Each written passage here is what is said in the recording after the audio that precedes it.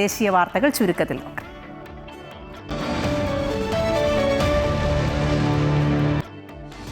കേന്ദ്ര സർക്കാരിനെതിരെ വീണ്ടും പ്രതിഷേധത്തിനൊരുങ്ങി കോക്രോച്ച് ജനതാ പാർട്ടി.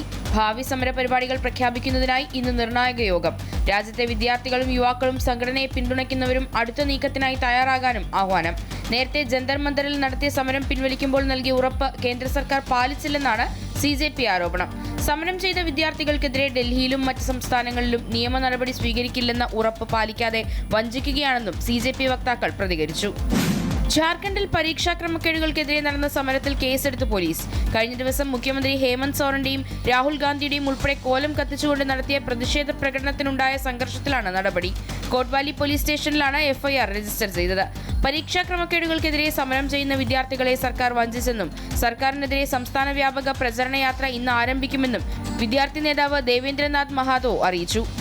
2 ദിവസത്തെ നാഷണൽ സെക്യൂരിറ്റി സ്ട്രാറ്റജീസ് കോൺഫറൻസിന് ഇന്ന് ഡൽഹിയിൽ തുടക്കമാകും. ആഭ്യന്തരമന്ത്രി അമിത് ഷാ പങ്കെടുക്കും. ഹൈബ്രിഡ് രീതിയിലാണ് കോൺഫറൻസ് നടക്കുക. വിവിധ സുരക്ഷാ ഏജൻസികളിൽ നിന്നും പോലീസ് സേനയിൽ നിന്നുമായി 850-ലധികം ഉദ്യോഗസ്ഥർ കോൺഫറൻസിൽ പങ്കെടുക്കും. പുതിയ സുരക്ഷാ വെല്ലുവിളികൾ, ഏജൻസികളുടെ സംയുക്തമായ പ്രവർത്തനങ്ങൾ തുടങ്ങിയ വിവിധ വിഷയങ്ങൾ ചർച്ചയാകും.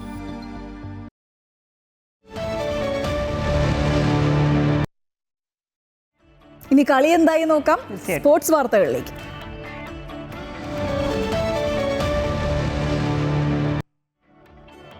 കൊളംബോ ടെസ്റ്റിൽ ശ്രീലങ്കയ്ക്കെതിരെ മികച്ച സ്കോറിനായി ഇന്ത്യ.